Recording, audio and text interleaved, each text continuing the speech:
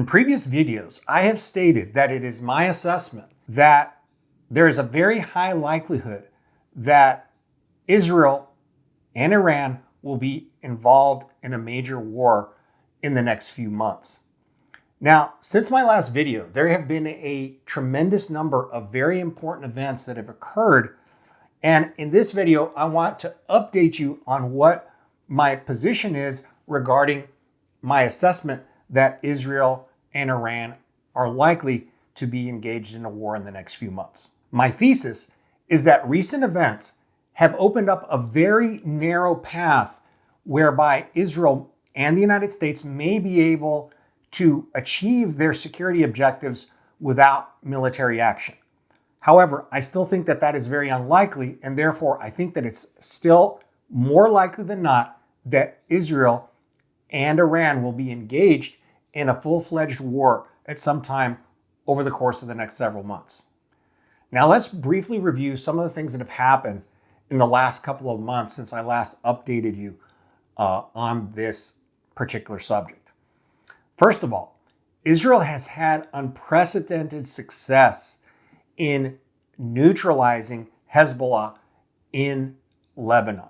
Hezbollah is far less of a threat to Israel now than it was just a few months ago as a result of Israel's success in essentially neutralizing and eliminating a lot of the terrorists in Lebanon.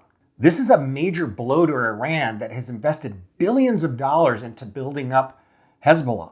And so therefore, after essentially destroying this proxy, and of course it hasn't completely destroyed it, but it has severely weakened it, probably reduced its capabilities to hurt Israel by at least 80% or so. Iran is therefore much more isolated in a much weaker position in the eventuality of a conflict between Iran and Israel, because Iran previously was able to count on thousands of missiles being launched out of Lebanon, even tens of thousands. It was estimated that Hezbollah might have had somewhere between 100 and 150,000 missiles that it could launch into Israel. And some of them were actually high-tech missiles that could actually be launched deep into Israel and with great accuracy. Probably at least 80% of the capacity has been neutralized at this point. Therefore, if there were to be a conflict between Iran and Israel, Iran is pretty much going to have to go it alone because Hezbollah is not going to really be to help Iran very much. Now, another major Iranian proxy are the Houthis of Yemen. And both the United States and Israel right now are currently in the process of greatly weakening the military capabilities of the Houthis and really kind of teaching them a lesson.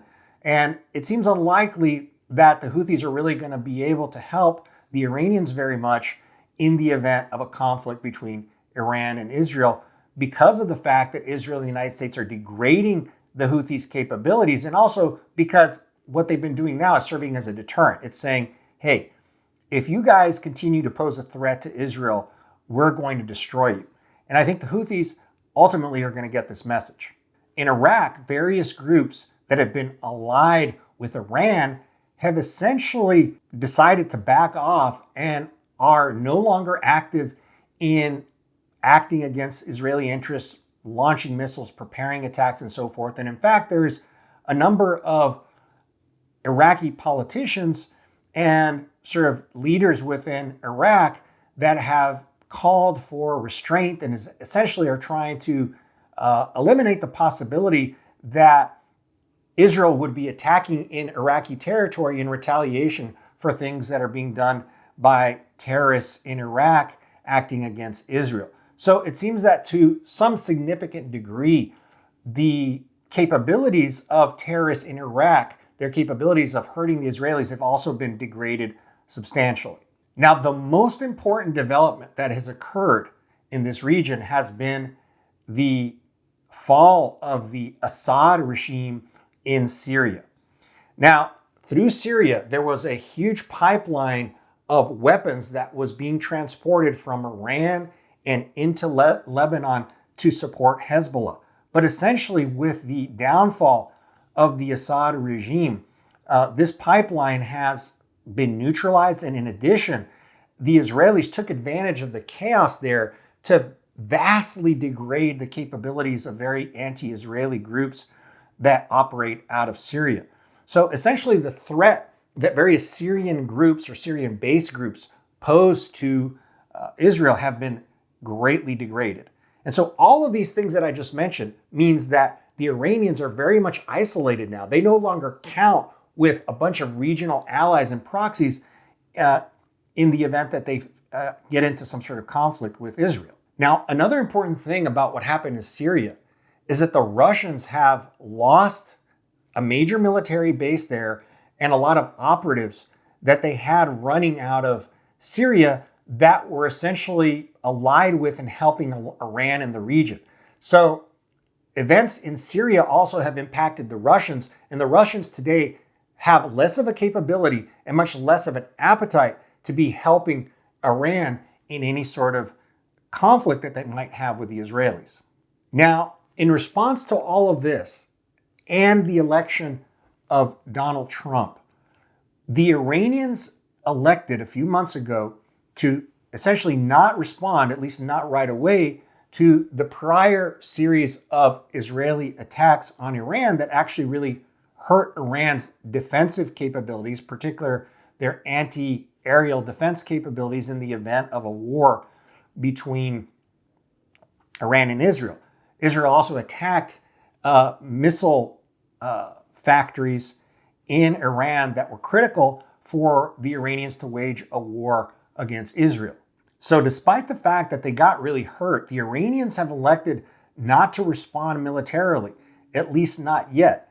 And I think that that is almost certainly partly because the Israelis have indicated that if the Iranians attacked them, even in a relatively modest way, the Israelis were going to go hard after the Iranians, probably going after their nuclear facilities and even trying to effect regime change. So I think that the Iranians have really hesitated because they know that the response on the part of the Israelis is going to be extremely severe. And at the same time, Iran's military capabilities have essentially been vastly degraded because of what happened in Syria and Lebanon, Yemen, Iraq, and etc.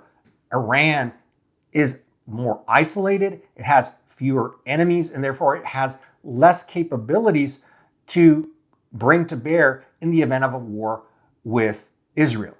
Now, one of the things that I've explained in previous videos is that the Iranians don't necessarily want to precipitate a large war with the Israelis right now. To the contrary, the Iranians have a long-term plan, a multi-decade plan for trying to destroy Israel and bring about the end of the state of Israel. So if anything, the Iranians would like to simply prolong things and not precipitate a major crisis, particularly not now when they realize that they're at a strategic disadvantage. Now, the situation is absolutely the opposite for the Israelis. The Israelis actually want, if they're going to have a conflict with Iran, they want to precipitate it now. They don't want to allow the Iranians to be able to put in place their long-term strategy. And they want to actually precipitate or take advantage of an opportunity to bring about a confrontation right now while Israel still has a strategic advantage relative to Iran. Now, the problem from the Israeli point of view is that they don't want to seem like their attack is disproportionate or that it's unjust. They need sort of backing of the international community, and particularly on the part of the United States. So the Israelis were, in a sense, hoping that the Iranians would attack them so that they could, in fact, then launch a major strike against the Iranian nuclear facilities and other facilities and try to bring about the downfall of the Iranian regime. But the Iranians basically haven't taken the bait and they haven't done anything. And as a result, the Israelis are kind of in a strange position right now where they're waiting around. But the reality is that Israel still faces an existential threat from Iran. So this sort of limbo that we're in right now can't last for long. And in particular, we happen to know that the International Atomic Agency has been warning that Iran continues to purify uranium to extremely dangerous levels, and that they're very, very close to having enough uranium purified to be able to manufacture several atomic weapons. The Israelis are obviously very aware of this, and they're not going to be able to wait around forever if they want to maintain this strategic advantage which they currently have. As I said, they will need to precipitate a conflict while they still possess this strategic advantage.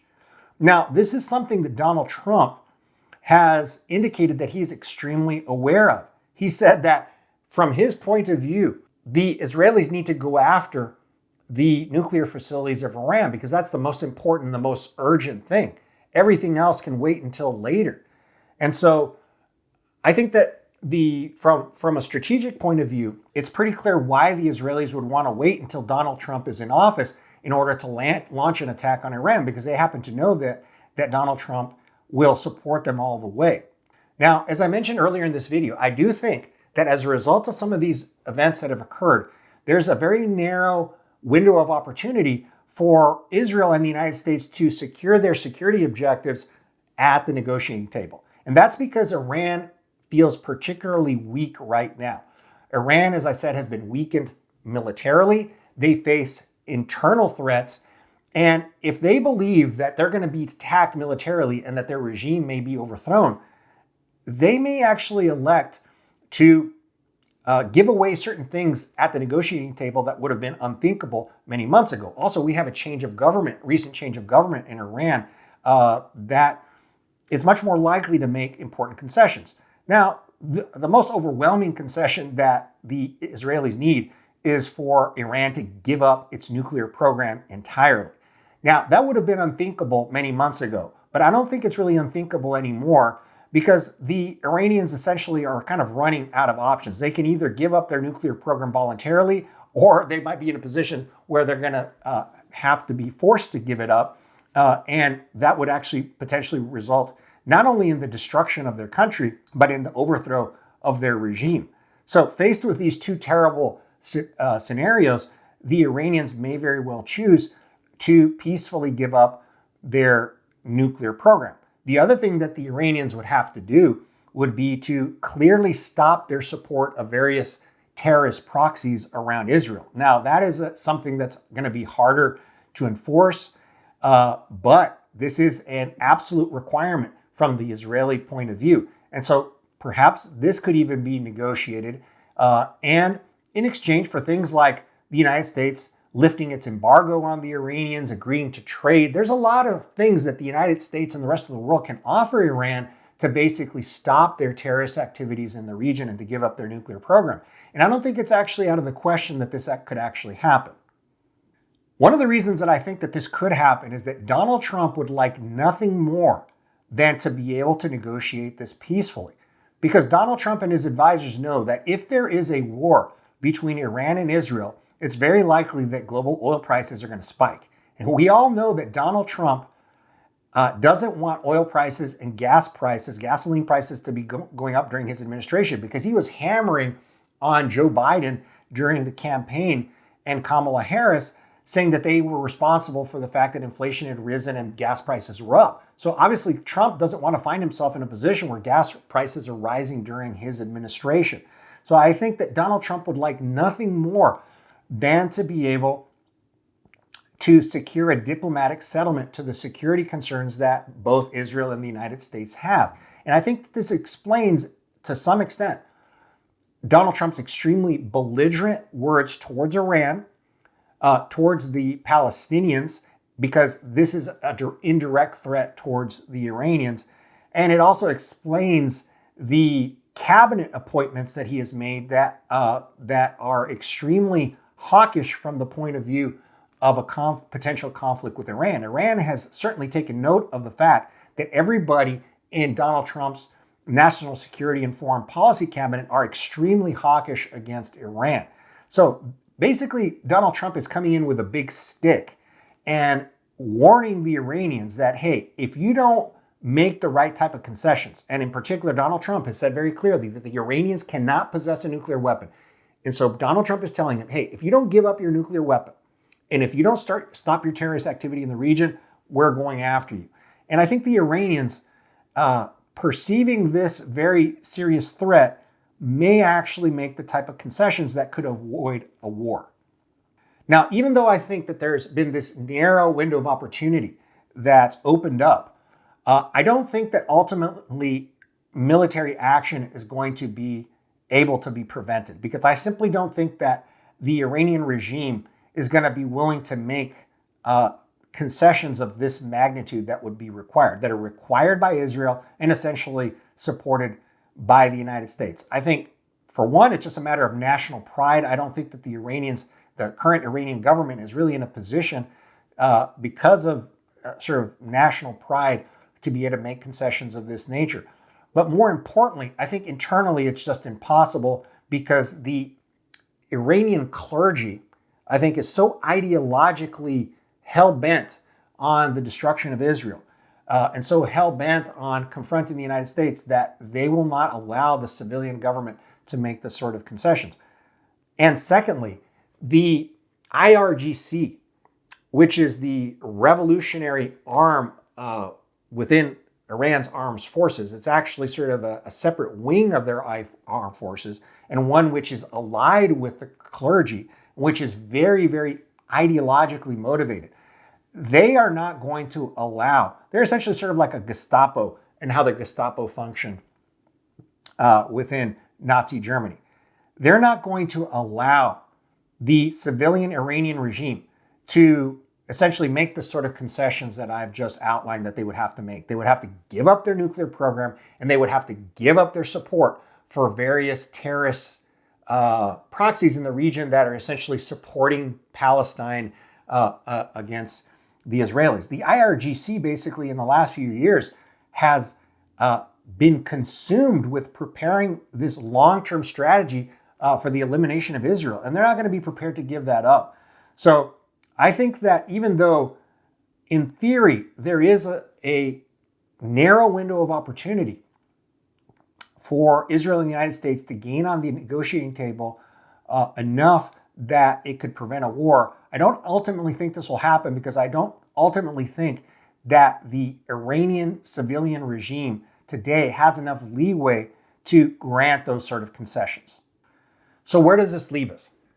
I think where this leaves us is that Donald Trump wants to give it a shot, and the Israelis are willing to allow Donald Trump to give this a shot, because in the end, the Israelis would prefer to achieve at the negotiating table these various objectives if it's possible.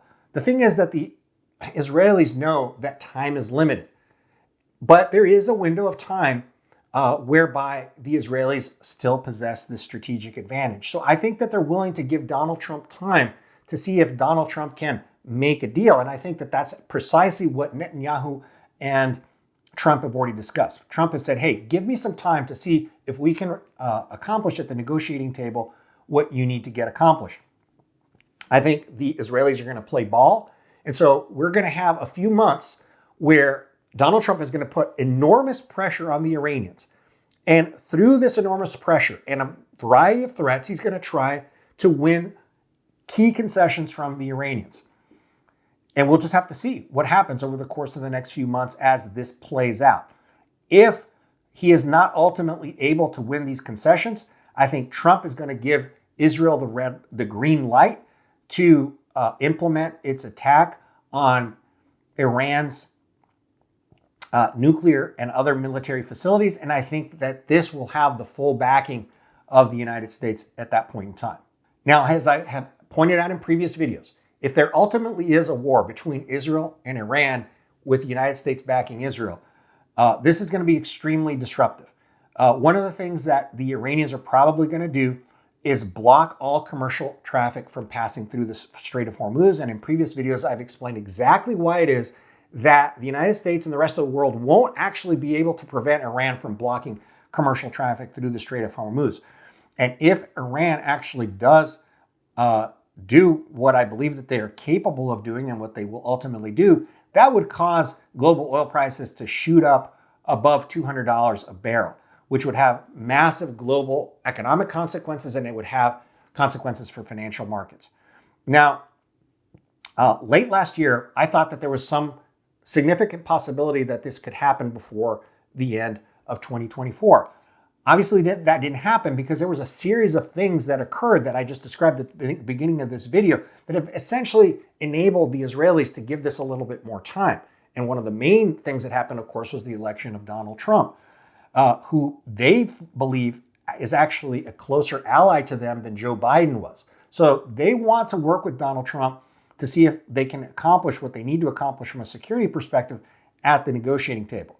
But if they're not able to accomplish this at the negotiating table, I believe that the Israelis have already made up their mind. They are determined that within the next year, they need to bring to an end Iran's nuclear program, and they need to hurt the Iranian regime so badly that their capacity to support terrorist groups that are against the Israelis is so degraded that Israel will no longer face the type of threat that it was facing just a few months ago. The Israelis are not going to allow Iran to rebuild these proxy forces in the region. And so it needs to really either win something at the negotiating table that prevents Iran from doing it, or they need to severely weaken the regime and try to bring about regime change. Because, as I've again mentioned in previous videos, it is a national security goal of the Israelis to bring about regime change in Iran, because they believe that as long as this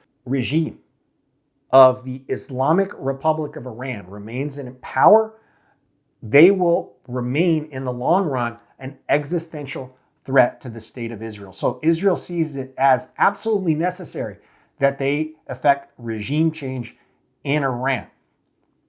And because this is so existential, the Israelis are not going to give up on this objective. They're not going to give up on the objective of regime change. They're not going to give up on the objective of getting rid of Iran's nuclear capabilities.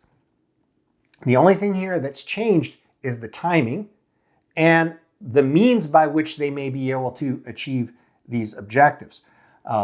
And so this means that the timing of events in the net is going to get extended a little bit, and the sequencing of events is going to be different. But make no mistake, the possibility of an all-out war between Israel and Iran is very much a real possibility, and we have to keep our eyes on this situation for the rest of 2025.